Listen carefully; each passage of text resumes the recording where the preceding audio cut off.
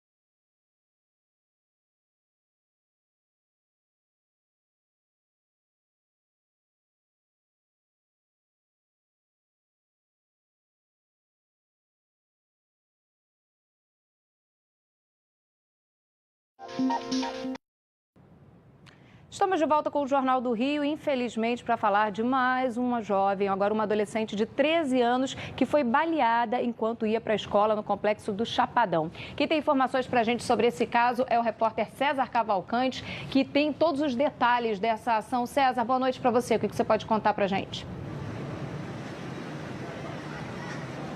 Oi, Thaís. Boa noite a você, boa noite a todos. A Júlia de Oliveira dos Santos, de 13 anos, permanece internada aqui no Hospital Salgado Filho. Segundo parentes dela, o quadro de saúde é estável, ela passou por uma operação e está lúcida. A adolescente de 13 anos foi baleada no complexo do Chapadão. Ela estava a caminho da escola, já perto do colégio, quando foi atingida na região do ombro e também no tórax. A menina foi socorrida pela própria irmã, que levou ela até uma clínica da família. Depois, ela foi transferida aqui para o Meier.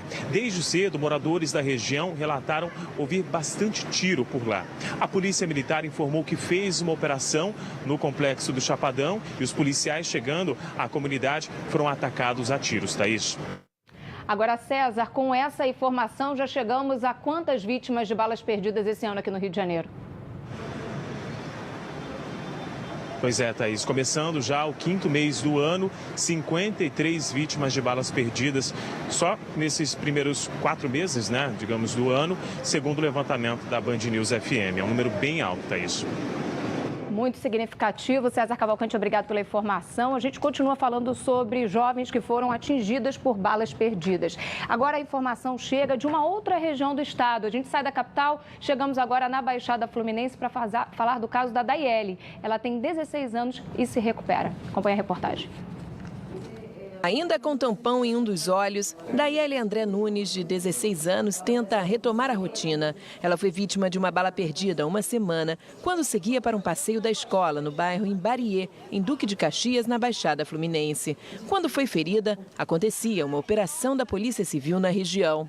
Pensei que eu ia morrer. Ela recebeu os primeiros atendimentos no Hospital Adão Pereira Nunes, mas depois foi encaminhada para o Hospital do Olho Júlio Cândido de Brito, onde passou por uma cirurgia para a retirada do projétil. Esta foi a primeira vez que o hospital realizou uma cirurgia tão delicada como o caso da Daiele. O procedimento, que durou cerca de 2h30, foi um sucesso, mas ainda é muito cedo para saber se ela vai ou não ficar com sequelas. Segundo o médico que realizou a cirurgia, o projétil ficou alojado na órbita do olho e não afetou o globo ocular. Por isso, as chances dela voltar a enxergar são grandes. E agora nós vamos acompanhar a evolução dela todos os dias. Ontem ela veio que trocou o curativo, está ótima, sem dor, sem febre. Hoje ela veio que novamente trocou o curativo, está sem dor, sem febre. E a gente vai acompanhar o quadro agora dia a dia nessa luta. Para o pai de Daiele, ver a filha viva já é uma grande vitória.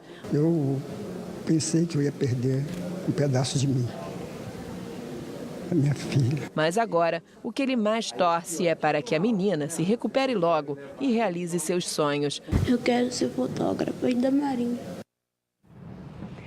E olha, muitas dessas vítimas de balas perdidas, elas vão buscar uma vaga numa unidade de tratamento intensivo na rede pública, e a Defensoria Pública denunciou que cada vez está mais difícil de conseguir um leito. Pelo menos 6 pessoas morrem por dia à espera de uma vaga, esperando de fato que consigam ser transferidas para uma UTI. Acompanhe agora a reportagem. A saudade que as filhas têm da dona Zelinda só aumenta. A aposentada morreu no último domingo de parada cardíaca. A mulher de 84 anos foi internada em uma UPA da Zona Norte do Rio no sábado, por falta de ar. O quadro foi piorando e os médicos apontaram a necessidade de um leito de UTI, que não tem na unidade. O exame dela deu positivo para infarto durante uma semana. Então o coração dela foi fragilizando e ela não aguentou. Segundo a defensora pública que me atendeu, você só consegue vaga se um paciente morre ou se um paciente recebe alta. Sem vagas nos hospitais públicos, a família recorreu à justiça. Foram 3 decisões liminares obrigando o Estado e o município a disponibilizarem um leito, mas isso não aconteceu. Falta de respeito à vida, né? Porque minha mãe precisando e nós não conseguimos, apesar de toda a nossa luta. Casos como o da dona Zelinda são vividos diariamente por pelo menos uma centena de outros pacientes. É o que aponta um levantamento da Defensoria Pública da União. No último dia 18, pouco antes da internação da idosa, havia 135 pessoas na fila por um leito de UTI no estado do Rio. A maioria por infarto ou acidente vascular cerebral. É um paciente crônico, grave ou mesmo um paciente paliativo que fica agonizando numa UPA, em uma emergência de unidade hospitalar e não consegue por dias ingresso em um leito de CTI e UTI. Então esse paciente ele pode estar perdendo tempo de cura ou avançando rapidamente para o óbito. Pelo menos 6 pessoas morrem à espera de um leito de terapia intensiva diariamente no estado. O relatório mostra que o déficit de vagas no sistema fluminense chega a 194. No país, a baixa criação de vagas preocupa. Aqui, a proporção de leitos por habitante já é inferior à média mundial. Num contexto onde a população aumenta, o envelhecimento da população passa a ser uma realidade, o número de acidentes, o número de jovens que falecem em confronto com a polícia. Então, uma situação é muito grave.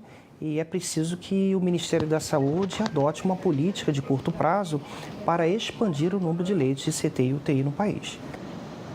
Problemas gravíssimos agravados aqui no âmbito municipal por conta da crise financeira, muito ressaltada pelo prefeito Marcelo Crivella. Temos ainda o Estado tentando retomar a verba mínima, que é de 12% para a área da saúde. Até o último ano, apenas 6% do orçamento do Estado era destinado para a área da saúde. Aqui, em entrevista ao Jornal do Rio, na última terça-feira, o governador Wilson Witzel reforçou que até o fim do ano, 11% é a meta de destinação do orçamento para tentar resolver essas condições. No Ministério da Saúde também a gente aguarda um posicionamento para saber o que está fazendo em relação a esse assunto. Outro problema grave é a questão da regulação dos leitos, que não funciona de forma integrada, apesar disso ser amplamente divulgado. Na prática, a gente viu aí que não é bem assim. E outro problema crônico para quem vive aqui no estado do Rio de Janeiro é a questão do transporte. E é sobre isso que a gente fala agora, sobre o problema de acesso aos trens da Supervia, principalmente nas estações de Meier e Madureira. Quem foi até lá checar e conta pra gente agora é a Natasha Franco. 1, 2, 3, 6 escadas rolantes. Parece até que o problema recorrente de acesso à estação da Supervia no Meier está resolvido, né? Engano. Logo, a única escada rolante que liga a plataforma estava parada. E aí basta olhar para a dificuldade dos passageiros para perceber o quanto ela faz falta. As outras 5 estavam funcionando, é verdade. Mas os usuários confirmam que isso não é normal. Está funcionando hoje, milagre. Horas antes da nossa chegada, olha a foto que o Thiago tirou. Escada não só parada, como fechada. E essa é do lado de fora da estação, na calçada. Agora, depois de 2, 3 horas da tarde, eles abriram. A pessoa com muleta, a pessoa com deficiência, necessidades especiais, a gente que tem que estar aqui quando está no ponto tem que orientar eles, pegar a passarela com dificuldade. Na passarela onde ficam as escadas rolantes não há nem mesmo elevadores, só as rampas que ficam do outro lado da rua. A estação tem até outro acesso, a cerca de 300 metros desse ponto, mas lá a situação é ainda pior. Para chegar à plataforma, só tendo força nas pernas. Com carrinho é horrível, que não tem ninguém para ajudar. Dia de chuva, então, é pior. Choveu, não tem escada. Foi prometido que para as Olimpíadas, para a Copa do Mundo, que ia ter acesso facilitado, mas acabou que só tem acesso facilitado para estações maiores. A gente comprovou isso, Eric. Viemos de Madureira. Chegamos até a estação do Engenho de Dentro. Nas duas, rampas de acesso, elevadores, escadas de concreto e rolante. Tudo funcionando perfeitamente. Mas a pergunta que fica é se essas são as únicas estações que recebem pessoas com algum problema de mobilidade. E outra pergunta que fica é quando que esse problema vai ser solucionado, né? Então, a gente foi atrás da Supervia, que administra o serviço de trens aqui no Rio de Janeiro, que disse que até amanhã de manhã a escada da estação do Meier já deve voltar a funcionar. E 2 escadas de Madureira estão aguardando uma peça que deve chegar nos próximos dias e aí sim vai ser reparada. A gente vai voltar a checar isso nos próximos dias e vamos falar para você aqui se a situação foi resolvida ou não. Se tiver informações como essa, compartilhe nas redes sociais, TV Band Rio, para a gente trazer sua denúncia também aqui ao ar. Agora a gente vai falar de um outro modal de transporte. Vamos falar do BRT. Esse também vem sofrendo com descaso público há muito tempo. E agora virou casa, as estações viraram casas. Pois é, casas de moradores de rua. Fala, Marcos Sadoc. Thaís, eu percorri todas as estações do BRT, desde a Barra da Tijuca até o Mato Alto, é o corredor Transoeste. A gente acompanha ao longo dos anos, são muitos problemas estruturais, mas o que chamou a atenção hoje é a quantidade de moradores de rua que estão ocupando essas estações, que estão com carência do poder público. Isso tudo depois de 3 meses de intervenção da prefeitura nesse sistema. E eles ficam em vários lugares. Nas estações que estão fechadas, por exemplo, ficam do lado de fora e também nas entradas e saídas tem rampas para se proteger, inclusive nas marquises. Na estação do Riviera, na Barra da Tijuca, na Avenida das Américas, os moradores ocuparam a parte alta, entre o teto e também a parte alta dessa estação. Eles ficam lá, passam a noite, dormem e ocupam a caixa d'água. Quem confirmou isso pra gente, além de quem usa o sistema todos os dias, são os funcionários do BRT. Dizem que de vez em quando aparece alguma fiscalização da Guarda Municipal para impedir que eles estejam nesse espaço, inclusive porque acabam contaminando as caixas d'água desse local, mas quando a fiscalização vai embora, nada muda e eles voltam a esse local que é a parte alta das estações do BRT. E não foi só por lá, não. Também ouvintes da Rádio Band News FM, depois que essa denúncia foi ao ar na emissora, entraram em contato para poder dizer também que cabines da Polícia Militar estavam sendo ocupadas. Uma delas em Copacabana. O Marcos Sadoc esteve por lá, também confirmou essa informação. Uma cabine que estava lá abandonada, não tinha policiamento. O morador de rua se sentiu no direito de usar aquele espaço, pelo menos para se proteger do sol, da chuva, né? E diante disso, a gente reforça a importância das ações, mas não ações truculentas que chegam lá arrancando, tirando essas pessoas, não. Mas ações que possam vir a levar essas pessoas para abrigo, dar capacitação, dar atendimento de saúde para que elas possam recomeçar suas vidas. E já que falamos de BRT, hoje tem uma novidade que a gente anunciou, inclusive, aqui no Jornal do Rio, que eram os vagões destinados para as mulheres nos horários de pico, naqueles horários de maior movimentação. Mas será que isso saiu do papel? Funcionou no primeiro dia útil? Vamos conversar ao vivo com a Natasha Franco, que foi fiscalizar. E aí, Natasha, o que você conta pra gente? Boa noite, Thaís. Boa noite a todos. Bom, funcionar não está funcionando perfeitamente não, Thaís. A gente está bem na estação da Alvorada, um terminal gigantesco que faz tanto acesso para o Transcarioca e para o Transoeste, ônibus expressos, ônibus paradores. E aí o que a gente verificou, Thaís, foi um verdadeiro caos de falta de informação para todos os lados, tanto para os homens quanto para as mulheres. E o que está acontecendo aqui, Thaís? A fila que faz com que as mulheres entrem no vagão, né, no carro destinado às mulheres, que é o carro de trás dos ônibus articulados, ele também é destinado, por exemplo, para os idosos, para as pessoas com deficiência, para mulheres com criança de colo, para as pessoas que têm prioridade. E aí o que acontece é que os homens, que são maiores de 65 anos, que também têm direito a esse carro, ficam na mesma fila das mulheres. E aí falta informação, porque aí as mulheres começam a gritar pedindo para que eles saiam, só que eles são idosos. Ainda não sabemos como é que isso vai funcionar, como é que essas pessoas com prioridade vão ter acesso ao mesmo vagão feminino. Você falou em horários de pico, é de 5 da manhã às 7 da manhã e de 5 da tarde às 8 da noite. Fora esse problema, os carros também não estão todos adesivados. Os carros dos ônibus expressos estão sim adesivados. O dos paradores, a gente não encontrou ônibus adesivado. Um outro problema também, Thaís, é que os agentes tentam tirar, mas não podem encostar no homem. Então ele tem que levantar por conta própria. Ou seja, será que isso vai funcionar mesmo? Acho muito difícil. Natasha, obrigado pela sua informação aqui no Jornal do Rio. A Natasha Franco, que segue pelas ruas do Rio de Janeiro, fiscalizando a situação da prestação de serviço público. E olha, vamos mudar de assunto, vamos falar de turismo. Isso porque um dos principais eventos que movimentam esse setor no país está acontecendo aqui no Rio de Janeiro. E a ideia é criar alternativas para que cada vez mais a cidade maravilhosa seja o destino preferido do viajante. A busca aqui é por estratégias, como melhorar o turismo e atrair mais visitantes para o Rio de Janeiro. Empresários de redes hoteleiras, agências de viagem e restaurantes se reuniram no Rio Convention para explorar novas possibilidades. E a ideia foi essa integração entre todos os mantenedores. Ideia de movimentar essa cadeia produtiva, né? Porque é daqui que saem os negócios, né? Para fazer o mercado aquecer, o setor tem uma carta na manga. A partir do dia 17 de junho, turistas americanos, canadenses, australianos e japoneses não precisarão mais de visto para desembarcar no Brasil. A decisão tem gerado uma boa expectativa expectativa entre os empresários. A gente está muito animado, eu acho que isso foi uma decisão que a gente já queria há muito tempo que acontecesse e agora efetivamente dia 17 de junho esperamos que realmente dê tudo certo e todo mundo ganha, né? O taxista ganha, o restaurante ganha, o hotel ganha. Dados divulgados pelo Ministério do Turismo comprovam o otimismo. Houve crescimento de 150% no número de reservas feitas por turistas do Japão para o mês de junho, em comparação com o mesmo período do ano passado. A procura de canadenses e australianos aumentou 86%. E a de americanos, 53%. O norte-americano ele tem bastante costume de ir para o México, muito por conta dessa história do visto e da proximidade, e também fica barato. Então agora vir para o Brasil, para esse americano, pode ser uma nova oportunidade, né? Não para aquele americano que já vinha, esses quase 400, 500 mil que vem vindo todos os anos, mas para aquele norte-americano que sempre vai para o México. Então esse pode ser um cliente novo potencial que pode descobrir o Rio de Janeiro. Nesse corre-corre do dia a dia, você consegue tirar um tempo só para você? Para parar, respirar e tocar o dia? Pois é, muita gente está mudando de hábito justamente para incluir na sua rotina a meditação. Funcionários, acompanhantes de paciente e também pacientes da pediatria do INCA já começaram esse movimento. Acompanhe a reportagem do Alexandre Tortoriello. Já parou para pensar?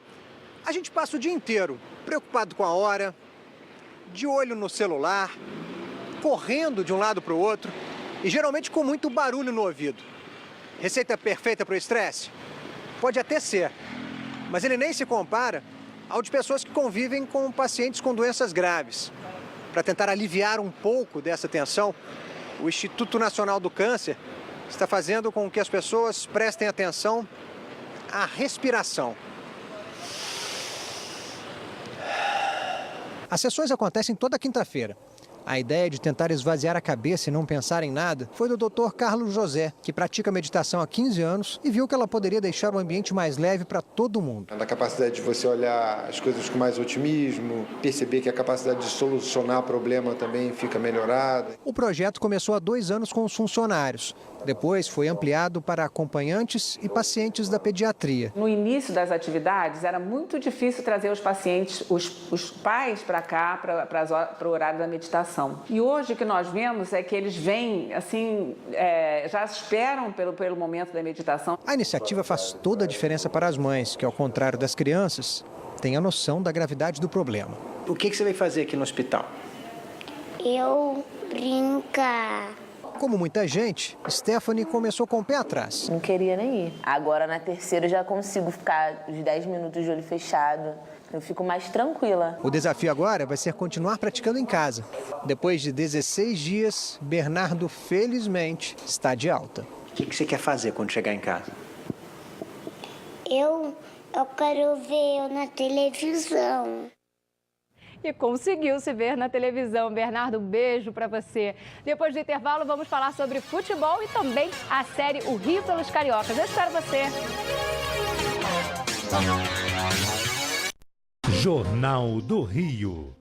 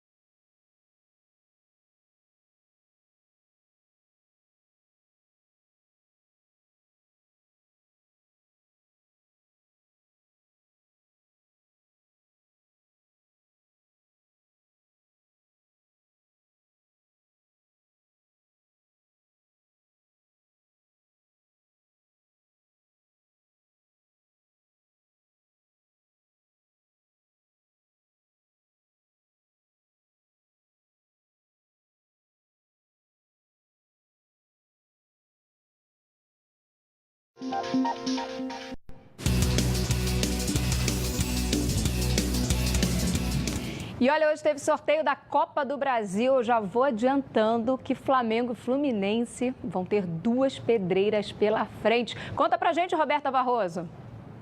Oi, Thaís. Aqui na sede da CBF, na Barra da Tijuca, zona oeste do Rio, foram definidos os confrontos das oitavas de final da Copa do Brasil. Essa fase que passa a contar com os representantes brasileiros na Libertadores, além dos campeões da Série B, Copa Verde e Copa do Nordeste. O Flamengo vai encarar o Corinthians, é clássico das multidões pela frente, para repetir o confronto da semifinal da competição do ano passado, quando o Timão avançou para a finalíssima. O Flamengo faz o primeiro jogo em São Paulo e decide em casa. Eu acho que quem quer ser campeão não pode escolher adversário, né? A gente tem que...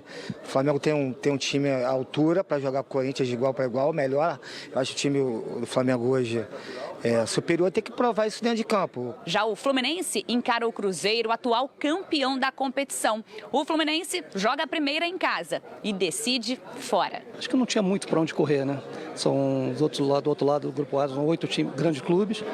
Só que o Cruzeiro é um clube que é, como você falou, atual campeão da Copa do Brasil, um clube forte em mata-mata. Eu acho que o que o Diniz hoje tem proposto para a nossa equipe, acho que vai ser um bom jogo. Direto da sede da CBF no Rio de Janeiro, Roberta Barroso para o Jornal do Rio. Valeu, Roberta, e boa sorte aos clubes cariocas.